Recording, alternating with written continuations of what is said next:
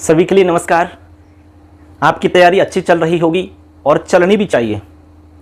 दोस्तों, हमारी यहाँ पर संधि की क्लास लगातार आपको मिल रही है। बीच में कुछ व्यवधान आ जाता है, इसलिए क्लास लगातार नहीं मिलती है। आप हमारी यदि रेगुलर क्लास लेना चाहते हैं तो चैनल को जरूर सब्सक्राइब करना, जिससे कि आपको सारी क्लास हमारी डेली की मिल सकती है। अब देखिए, आज हम इसमें संधि के प्रकरण के अंतर्गत आपको बताने वाले हैं। दो संधि हम आज पढ़ेंगे बच्चों। एक तो हम गुण संधि इसमें सीखेंगे, दूसरी हम इसमें वृद्धि संधि सीखेंगे। मैं दोनों संधियों को बहुत आसान तरीका से बताऊंगा। इन दोनों की क्या पहचान होती है, क्या ट्रिक होती है। आप किसी भी शब्द को देख करके पता लगा सकते हो कि यार इसमें तो गुण संधि होगी, इसमें तो वृद्धि संधि होगी। ये मैं तरीका आपको बताऊंगा, ठीक है, जिससे कि आपका कोई सवाल गलत नहीं होगा। और इसमें जो नियम रहेगा वो नियम आपको मैं बहुत ही आसान तरीका से समझा दूंगा। इसकी ट्रिक क्या है वो भी मैं आपको समझा दूंगा। आप पूरी क्लास जरूर देखना और हो सके तो अपने दोस्तों को भी शेयर करना, जिससे कि जो फायदा दोस्तों आपको मिल रहा है वो आपके दोस्तों को भी मिलना चाहिए, क्योंकि ये तो ज्ञान है, जितना बांटोगे उतना आपका भी बढ़ेगा। तो चलिए आज की क्लास शुरू कर लेते हैं मित्रों। सबसे पहले हम इसमें सीखने वाले हैं गुण संधि।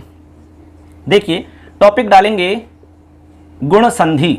देखिए, गुण संधि के अंदर दोस्तों सबसे पहले हम इसमें सूत्र देखेंगे। गुण संधि के अंदर हम दो सूत्र पढ़ते हैं, दो सूत्रों से हम पूरी संधि समझाएंगे आपको। तो सबसे पहले मैं सूत्र लिख रहा हूं। हमारा पहला सूत्र देखिए, अदेंग गुण है। पहला सूत्र है, सूत्र देखेंगे, अदेंग गुण है। ये हमारा पहला सूत्र है बच्चों। आप नोट कर लें, आराम से लिख लें और समझ लें।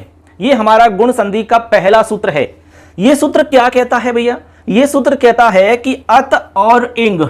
ये सूत्र कहता है अत और इंग। इंग का मतलब होता है, यहां पर देखो इंग आ रहा है, इसमें सूत्र में जो आ रहा है वही मैं लिख रहा हूं। देखिए, ये आ रहा है अत और इंग।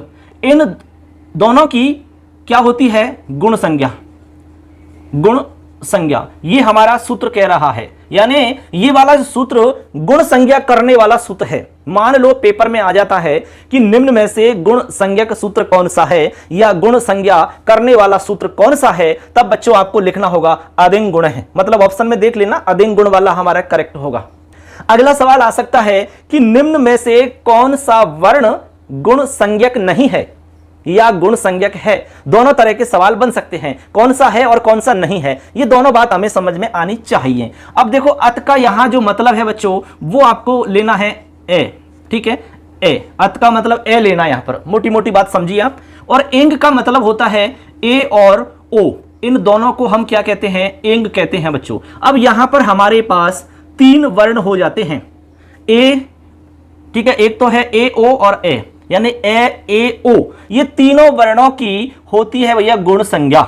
ये बात आपको समझनी है। अब बताइए, इसमें कोई कंफ्यूजन आपका नहीं रह सकता। अब सवाल किसी भी तरह आएगा तो कोई प्रॉब्लम नहीं है। यदि सवाल पूछा जाए कि निम्न में से कौन सा वर्ण गुण संज्ञक है, तब भी आप बता दोगे तीन वर्ण गुण संज्ञक हैं। एक तो ए की गुण संज्ञा होती है, एक ए की होती है और एक ओ की होती है। इन तीन ही वर्ण हैं जिनकी गुण संज्ञा होगी। तो ये तो हो गए वर्ण। और सूत्र पूछें तो ये हमारा सूत्र रहा अदेंग गुण, मतलब अत इंग, यानी कि ए और ओ, इन तीनों वर्णों की गुण संज्ञा होती है। मतलब ये गुण संज्ञक वर्ण है, यानी गुण संधि के अंदर केवल ये ही आएंगे। अब ट्रिक समझो आप, गुण संधि में होता क्या है, यानी कि हम पहचान कैसे करेंगे कि इस शब्द के अंदर गुण संधि होगी। आपको गुण संधि के अंदर ए मिलेगा, यानी ए की मात्रा यदि सीधी सीधी दिख जाती है तो समझ लेना गुण संधि होगी। ओ की मात्रा दिखती है तो समझ में आ जाएगा गुण संधि होगी। और ए, गुण संधि के अंदर बच्चों ध्यान रख लेना, जो ए है, ये ए अकेला कभी भी आपको गुण संधि में नहीं दिखेगा, कभी भी नहीं दिखेगा अकेला। तो ये दो वर्णों के साथ में आएगा, ये फिक्स नियम मान लेना।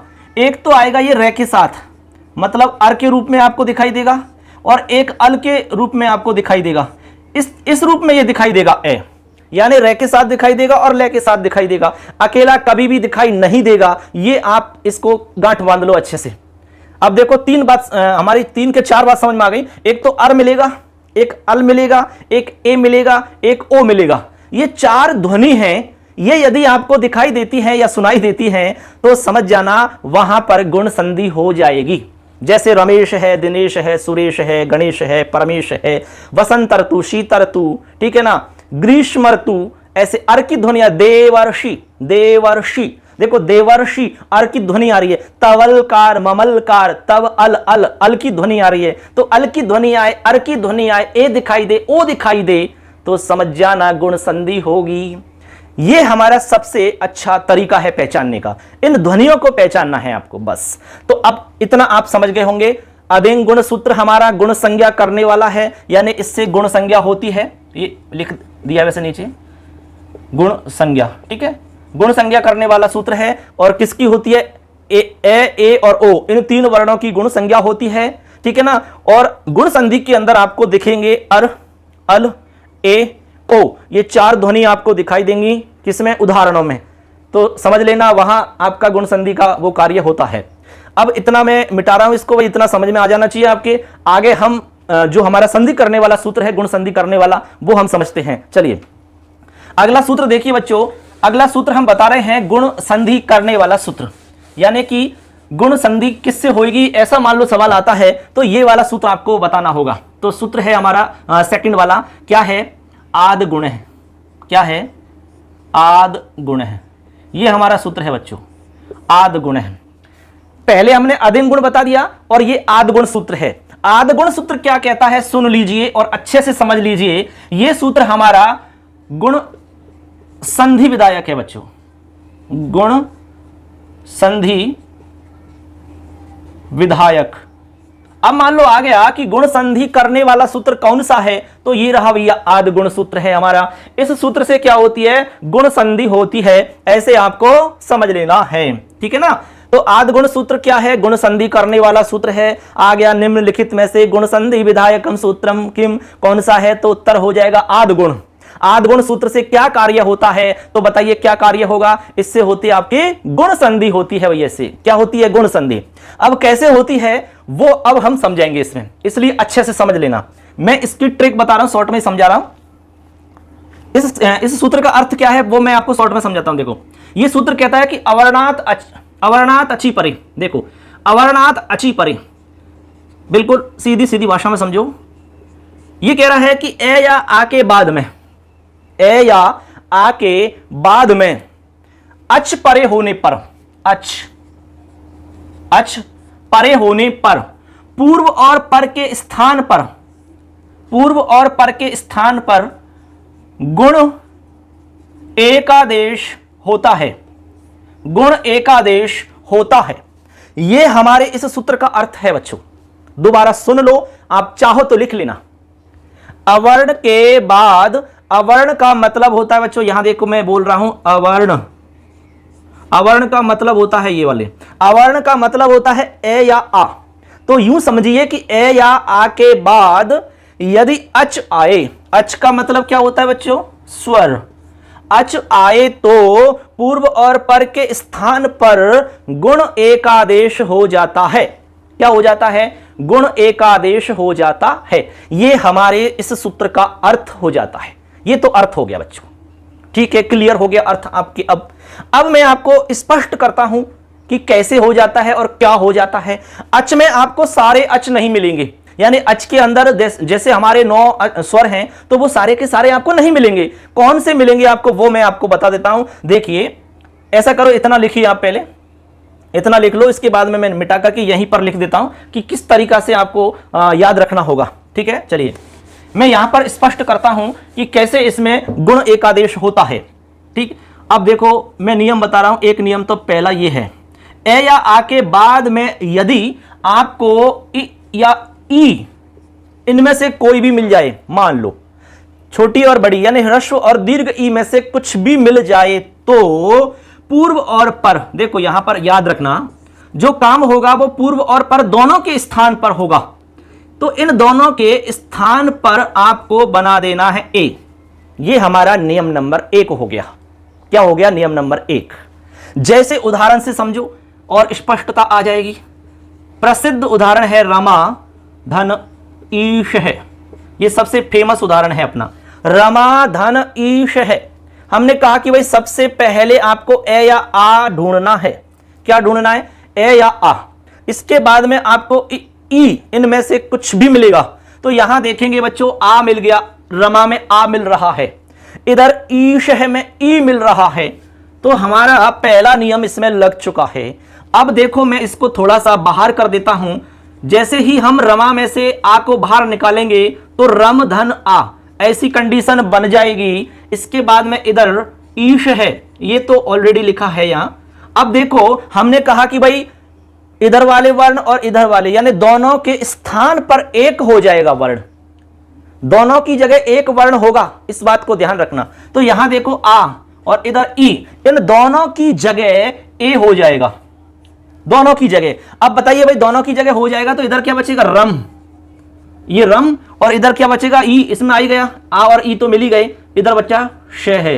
अब इन सबको मिला दीजिए आप, ये हलंत है मैं, तो आगे वाला स्वर इसमें मिल जाएगा, तो यहां बन जाएगा रमेश है। देखो इस तरह से बनाते हैं ये। क्लियर हो गया आपको? ये हमारा नियम नंबर 1 हो जाता है। नियम नंबर 2 देखिए। नियम नंबर 2 में ए या आ के बाद में यदि उ आ जाए, ठीक है, उ इनमें से कुछ भी आ जाए तो दोनों के स्थान पर ओ हो जाएगा। क्या हो जाएगा? ओ। बात को समझना, ओ हो जाएगा। कैसे हो जाएगा? उदाहरण देख लो आप। उदाहरण है इसका, देखो मैं यहां नीचे लिख देता हूं, सूर्य धन उदय, उदय। देखो यहां पर देखेंगे सूर्य में ए आ रहा है, इधर उ आ रहा है, तो ए और उ दोनों मिलकर के बन जाएंगे भैया ओ। क्या बन जाएंगे? ओ। और मिलाओगे तो बन जाएगा सूर्योदय, सूर्योदय। इस तरह से बन जाएगा। ये हमारा नियम नंबर 2 हो जाता है। एकदम क्लियर है? बताइए इसमें किसी को प्रॉब्लम हो तो। ये हमारा नियम नंबर 2 हो चुका है। अब हमारा नियम नंबर 3 सुन लीजिए आप। तीसरा नियम में यहां लिख रहा हूं, ऊपर देख लीजिए। अ या आ के बाद में यदि रि या रि आए तो दोनों के स्थान पर अर हो जाता है। क्या हो जाता है? अर। मैंने आपसे कहा कि ए अकेला कभी भी नहीं आएगा, वो रे के साथ या ले के साथ आएगा। तो यदि आपको री मिले तो अर कर लेना है। अर क्या कर लेना है? अर कैसे कर लेना है सुन लीजिए। देव धन ऋषि ही, देखो उदाहरण है देव धन ऋषि ही। अब देखो देव में ए आ रहा है, इधर री आ रहा है, तो ए और री मिलकर के अर बन जाएंगे। तो यहां बन जाएगा आपका रूप देवर्षि ही। देख लो आराम से, देवर्षि ही बन गया। लास्ट है हमारा नियम, देखो नीचे लिख देता हूं मैं थोड़ा सा। ए या आ के बाद यदि आपको री मिले, क्या मिले? री। अब री का दीर्घ रूप नहीं होता है, मैं ये पहले ही बता चुका हूं आपको, इसलिए आपको केवल ह्रस्व वाला ही रूप दिखाई देगा। तो अब यहां पर दोनों के स्थान पर अल हो जाएगा, अल, अल। उदाहरण सुनिए, तव धन ऋकार है। देखो तव धन ऋकार है, तो तव में ए आ रहा है, इधर री आ रहा है, तो बन जाएगा तवल, तवलकार है। देखिए बच्चों इस तरीका से बन जाएगा आपका तवलकार है। ऐसे और भी उदाहरण बना सकते हैं। ममल रिकार है तो ममलकार है, तवलकार है, और भी उदाहरण है ऐसे। इस तरह से हम बना सकते हैं। तो मैंने बच्चों 4 नियम आपको बताए हैं। देखो पहला नियम हमने कहा कि ए या आ के बाद यदि ई आए तो दोनों की जगह ए कर लेना है, ये हमारा ए आ गया। दूसरा नियम हमने कहा कि भाई ए या आ के बाद उ आए तो दोनों की जगह ओ कर लेना है, ए आ गया, ओ आ गया।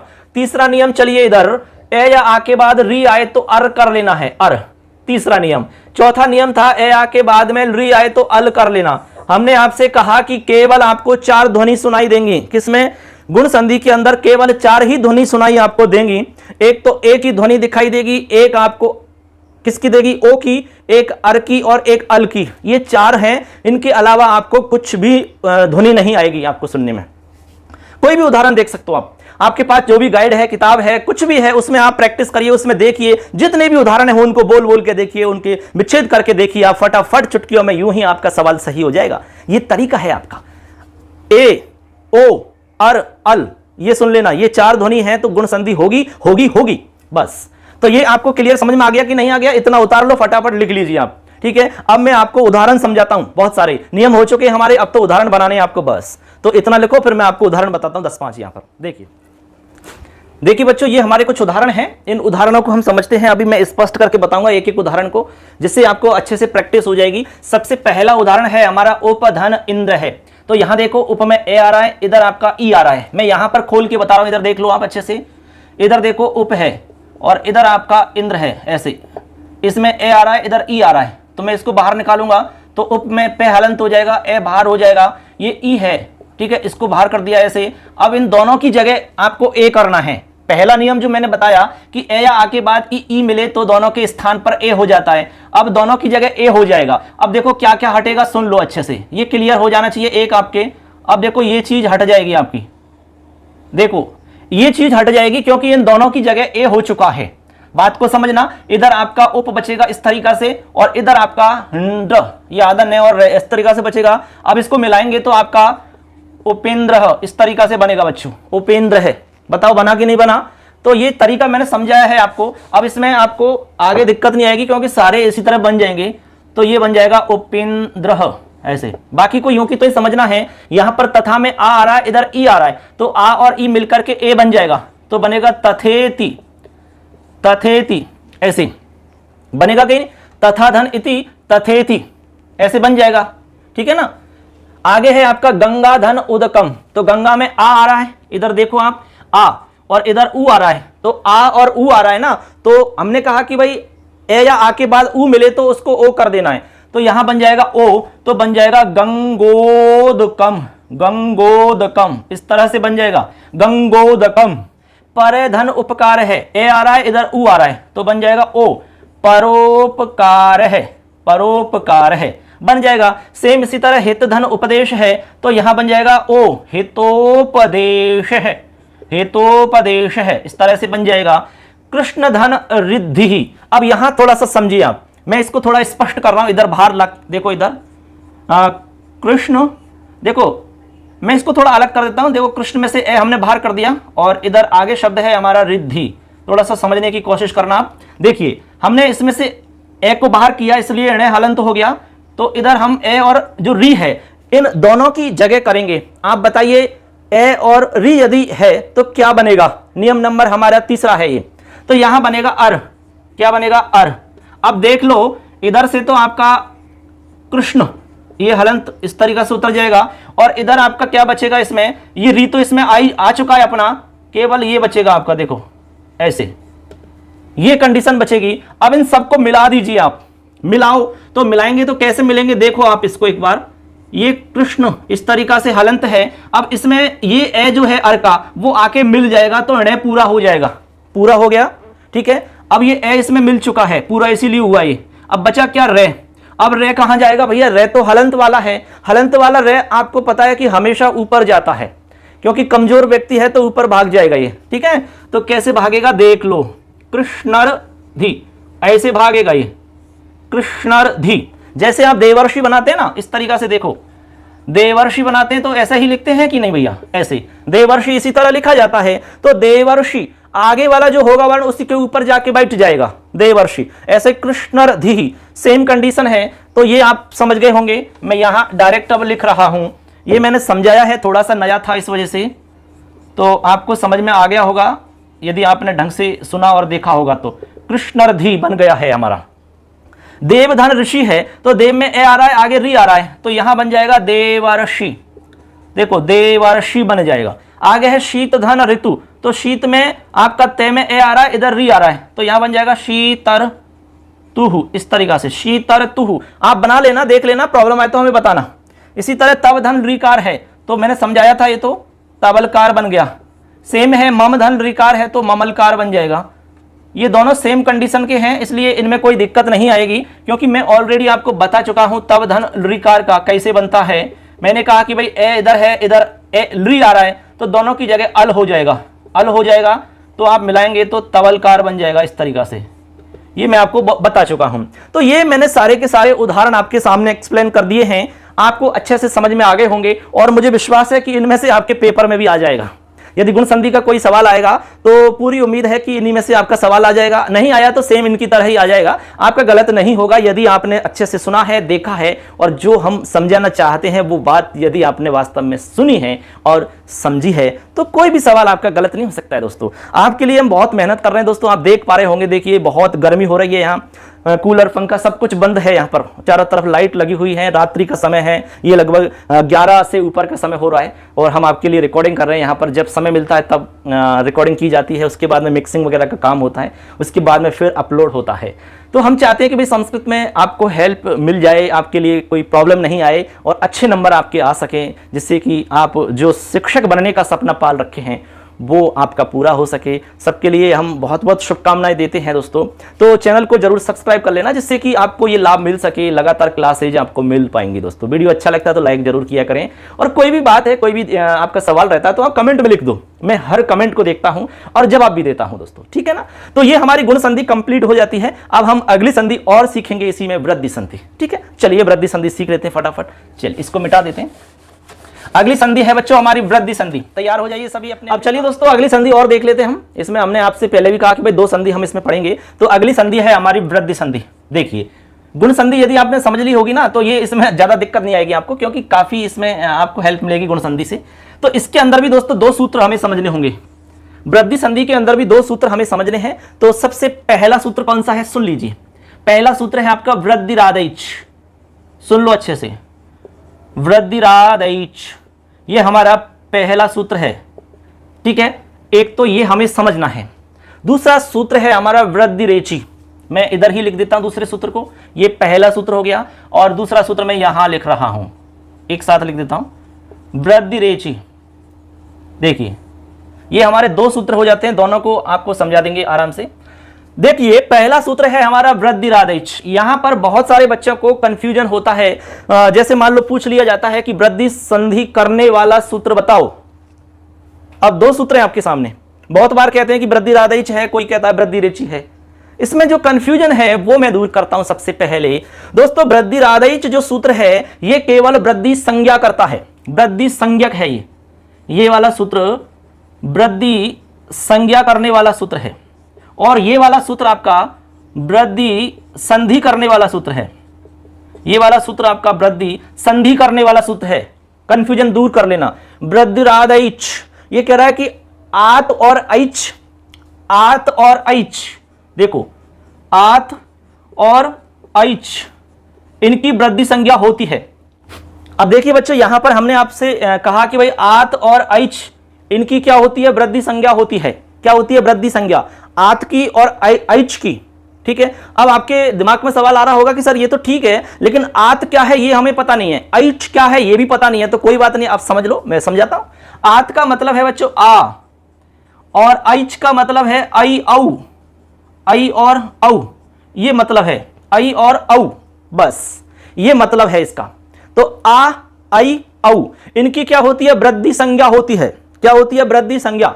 अब मान लो सवाल आ जाता है कि वृद्धि संज्ञा किस सूत्र से होती है, तो आपका जवाब होगा वृद्धिरादैच। अगला सवाल आ सकता है कि निम्नलिखित में से कौन सा वर्ण वृद्धि संज्ञक है या फिर नहीं है। दोनों तरह के सवाल पूछे जा सकते हैं। नहीं वाले सवाल को थोड़ा सा गौर से देखना है, उसमें गड़बड़ हो जाती है। तो आप बता दोगे आराम से आ ऐ औ इन 3 की वृद्धि संज्ञा होती है, बस क्लियर। इधर चलेंगे तो ये वाला सूत्र क्या करता है भैया, ये वाला सूत्र वृद्धि संधि करता है, वृद्धि संज्ञा नहीं संधि करेगा ये। तो ये तो क्लियर है, याद रखना है। वृद्धिरादैच वृद्धि संज्ञा करने वाला सूत्र है और वृद्धि संज्ञा होती है आ ऐ औ, इन 3 वर्णों की होती है। इसमें आपको यदि कोई कंफ्यूजन है, आगे आपका कोई सवाल है, मैं यहां छोड़ के जा रहा हूं आपके लिए डाउट, इसमें कोई सवाल आपको यदि पूछना है तो आप पूछिए जरूर, ठीक है। आपको मैंने समझा दिया इतना। इसमें कोई कंफ्यूजन है आपको यहां तक, इसमें कुछ भी यदि डाउट है आपका तो आप जरूर पूछना। आगे चलिए, अब इधर चलते हैं सेकंड वाले सूत्र पर, वृद्धिरेचि। वृद्धिरेचि, वृद्धिरेचि सूत्र क्या कहता है भैया, सुन लो। वृद्धिरेचि सूत्र कहता है कि अवर्ण के बाद, सुन लेना, अर्थ सुन लो, अवर्ण के बाद एच परे होने पर, अवर्ण के बाद एच परे होने पर पूर्व और पर दोनों के स्थान पर वृद्धि एक आदेश होता है। ये मतलब है इसका, वृद्धि एक आदेश। पूर्व यानी पहले वाला, पर यानी बाद वाला, तो पहले वाला और बाद वाला इन दोनों की जगह वृद्धि एकादेश हो जाएगा। गुण संधि में भी हमने सेम स्थिति बताई थी, उसमें गुण कार्य हो रहा था, यहां पर वृद्धि कार्य होगा, अंतर इतना ही है। तो सूत्र का अर्थ आप चाहो तो नोट कर सकते हैं, लिख सकते हैं अपनी काफी में। ए या आ के बाद एच आगे हो तो पूर्व और पर दोनों के स्थान पर वृद्धि एकादेश हो जाता है, ये इसका अर्थ है। अब आपके दिमाग में एक सवाल आ रहा होगा, मैं यहां पर आपके सारे सवालों को बता देता हूं कि आपके दिमाग में क्या सवाल आ रहा होगा। ठीक है, आप तो पूछते नहीं है, इसलिए हमें ही बताना पड़ता है कि आपके दिमाग में यह सवाल आ रहा होगा। तो यहां आपके दिमाग में सवाल आ रहा होगा कि एच क्या है। बहुत सारे बच्चे सोच रहे होंगे कि एच तो पता नहीं क्या मामला आ गया। एच सुन लो बच्चों, एच में 4 वर्ण आते हैं, ए, ओ, आई और औ। इन चारों को हम कहते हैं एच। ए, ओ, आई, औ, इन चारों का नाम है एच। क्या नाम है? एच। चारों का नाम क्या है बच्चों? एच। तो अब आप समझ गए होंगे कि एच का क्या मतलब है। ए, ओ, आई, औ, इन चारों वर्णों को हम कहते हैं एच। तो ए या आ के बाद यदि आपको एच मिले तो पूर्व और पर दोनों के स्थान पर वृद्धि एकादेश हो जाता है। ये हो गया सूत्र का मतलब। अब इतना नोट कर लो, मैंने दोनों सूत्र एक्सप्लेन कर दिए, आपको सरल रूप में समझाने का प्रयास कर दिया, जिससे कि समझ में आ जाएगा, आपको दिक्कत नहीं आएगी, क्योंकि ये तो सरल है एकदम। नोट करो ये, इसके बाद में आगे समझते हैं हम। अब देखिए बच्चों, मैं यहां से इसको मिटा देता हूं, इसके बाद में मैं आपको यहां नियम बताता हूं वृद्धि संधि की। अब सूत्र के आधार पर नियम समझा रहा हूं। अब देखिए, वृद्धि संधि का पहला नियम सुन लो, इधर मैं नियम बता रहा हूं। पहला नियम है ए या आ के बाद यदि आपको ए या आई इनमें से कुछ भी मिलता है, ये वाली कंडीशन यदि आपको मिल जाती है, तो इधर वाले वर्ण और इधर वाले दोनों के स्थान पर आपको आई कर देना है। देखो कितना आसान काम है। आई, ये हमारा नियम नंबर 1 हो जाता है। आई करना है आपको, सिर्फ आई। बात को समझ गए कि नहीं? देखो, ए या आ के बाद या तो ए मिलेगा इधर, या फिर आपको इधर आ मिलेगा। दोनों में से कुछ भी मिल सकता है, या तो ए मिलेगा या फिर आ मिलेगा। इधर आपका या तो ए मिलेगा या फिर आई मिलेगा। ठीक है, दोनों एक साथ थोड़ी ना मिलेंगे, एक ही मिलेगा। जैसे मान लो इधर ए मिल गया और इधर आपका ए मिल गया, ऐसे। तो ये जो कंडीशन होगी, ये वाली कंडीशन ही तो है ये। तो यहां पर आप ए और ए दोनों की जगह क्या करेंगे, यहां पर आप आई कर देंगे, ऐसे। ये वाला काम आपका हो जाएगा, आई। ऐसे होता है आई का काम। तो ये है वृद्धि संधि।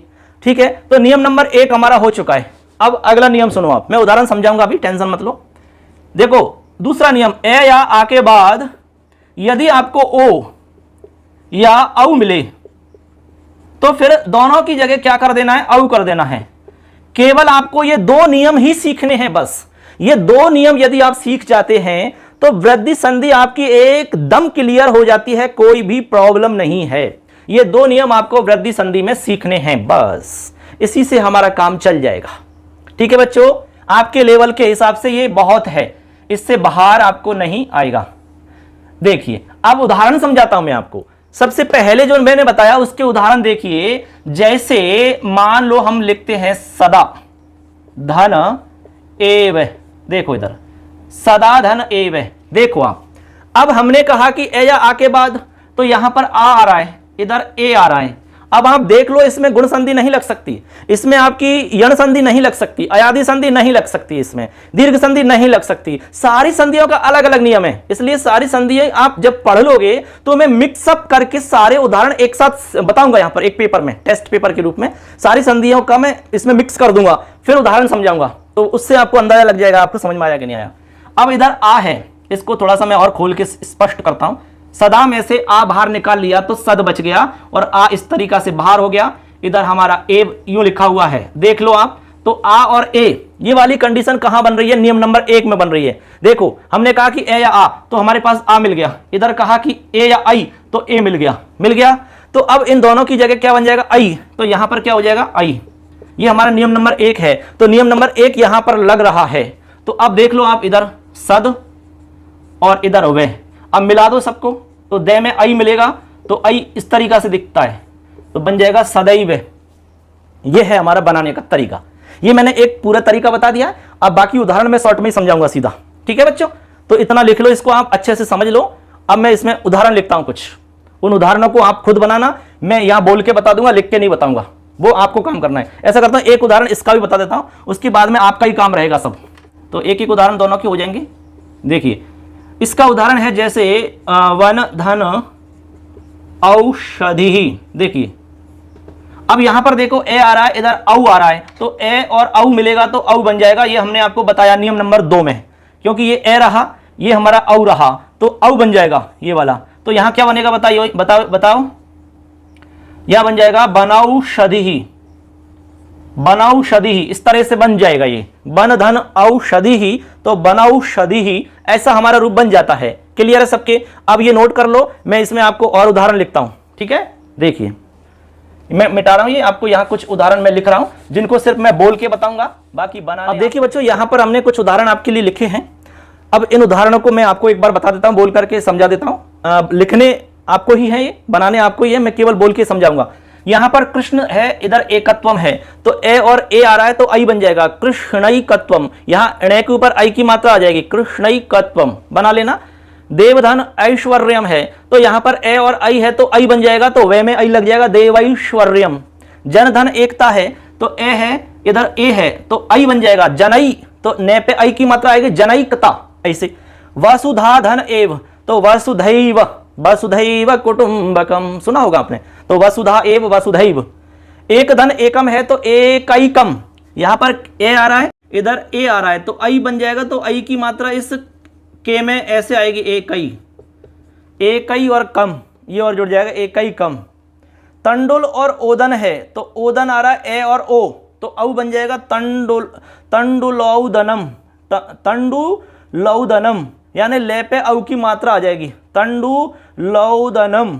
ऐसे गंगाधन ओघ है, तो यहां बन जाएगा गंगौघ है, औ की मात्रा आ जाएगी, यहां आ और ओ मिलके औ बनेगा। महाधन ओजस है, तो आ और ओ मिलके औ बनेगा, तो महौ जस है। इस तरह से ये सारे उदाहरण बन जाएंगे, एकदम आसान है। तो अब देखिए यहां पर हमने वृद्धि संधि में क्या क्या हो सकता है वो सारा बता दिया। मैंने केवल 2 नियम आपको बताए हैं, वो ध्यान रखने। ए या आ के बाद में यदि ए और आई आए तो दोनों के स्थान पर आई करना है, यदि ए और आ के बाद ओ औ आए तो दोनों के स्थान पर औ करना है। ये 2 नियम ध्यान रख लेना है, उसके बाद में कोई भी आपको दिक्कत नहीं आएगी। उदाहरण चाहे कितने भी समझो आप, यदि 2 उदाहरण सीख लिए आपने अच्छे से तो कितने भी उदाहरण बना सकते हो आप, कोई भी दिक्कत नहीं है, क्योंकि नियम तो ये का ये रहने वाला है। उदाहरण बहुत सारे आ सकते हैं, जरूरी नहीं एग्जाम में इनमें से आ जाए, लेकिन संभावना पूरी रहेगी कि हम जो उदाहरण बता रहे हैं उसमें से 99% आने की संभावना है, क्योंकि ये सारे उदाहरण मोस्ट हैं जो ज़्यादातर पूछे जाते हैं, वही उदाहरण मैंने यहाँ बता रहा हूँ आपको। तो ठीक है बच्चों, इस तरह से हमने आज की क्लास में गुण संधि सीखी, वृद्धि संधि सीखी। तो गुण संधि के अंदर हमने जो कुछ बताया है वो ध्यान रखना, वृद्धि संधि में आपको जो कुछ हमने बताया वो आपको ध्यान रखना है। अच्छे से क्लास देखनी है और अपने दोस्तों को भी बताइए, जिससे कि उनको भी फ़ायदा मिल जाए। और बहुत जल्द आपके फॉर्म स्टार्ट होने वाले हैं, एग्ज़ाम शेड्यूल फिक्स हो चुका है, लगभग अगस्त में आपकी एग्ज़ाम हो जाएगी, इसलिए अपनी तैयारी को लगातार रखिए आप। और जो सब्जेक्ट आपके बचे हुए उनको आप पढ़िए। संस्कृत हम यहाँ करवा रहे हैं आपको कोई दिक्कत नहीं आएगी, ठीक है ना। बड़े बड़े जो टॉपिक हैं वो हो जाएंगे, उसके बाद में तो ज़्यादा दिन नहीं लगेगा, 2-4 दिन में कंप्लीट हो जाएगा सारा कुछ। तो आज की क्लास हमारी कैसी लगी ज़रूर बताना, और चैनल को सब्सक्राइब जरूर करना। कहने की बात नहीं है, लगातार डेली कहना नहीं पड़े इसमें, क्योंकि लाभ मिलना चाहिए ज़्यादा से ज़्यादा। हमारा एक ही उद्देश्य है कि ज़्यादा से ज़्यादा विद्यार्थियों तक हमारी बात पहुँचे, ज़्यादा से ज़्यादा विद्यार्थियों को इसका लाभ मिले, जिससे कि उनको संस्कृत में किसी भी तरह की प्रॉब्लम नहीं आए। आगे जब आप टीचर की तैयारी करें तो वहाँ भी आप संस्कृत विषय से तैयारी कर सकते हैं, उसमें भी आपको दिक्कत नहीं आएगी, क्योंकि इसमें BSTC संस्कृत से भी होती है, आपको पता ही है। जो विद्यार्थी ये क्लास देख रहे हैं वो संस्कृत वाले ही होंगे सारे विद्यार्थी। तो इस तरह से आप अपनी तैयारी लगातार रखें, और कोई भी प्रॉब्लम है तो आप कमेंट में हमसे पूछ सकते हैं। किसी भी तरह की कोई दिक्कत है आपको, एग्जाम से लेकर के, तैयारी नहीं हो रही उससे लेकर के, पढ़ाई नहीं हो रही उससे लेकर के, कुछ भी आपका सवाल है किसी भी तरह का, हम आपके साथ हैं। आप हमसे सवाल पूछ सकते हैं, आपके सवाल का जवाब दिया जाएगा, क्योंकि हर कमेंट को मैं चेक करता हूँ, देखता हूँ। तो अच्छे से अपनी तैयारी रखें दोस्तों, सबके लिए शुभकामनाएँ। बेस्ट ऑफ लक, अच्छे से लगातार कोशिश करते रहें। कहते हैं कि कोशिश करने वालों की कभी हार नहीं होती, लहरों से डरने वालों की नौका पार नहीं होती। इसलिए आपको लगातार कोशिश करते रहना है, कोशिश करते रहना है दोस्तों। सबके लिए धन्यवाद। अगली क्लास में फिर मिलेंगे। जय हिंद, वंदे मातरम।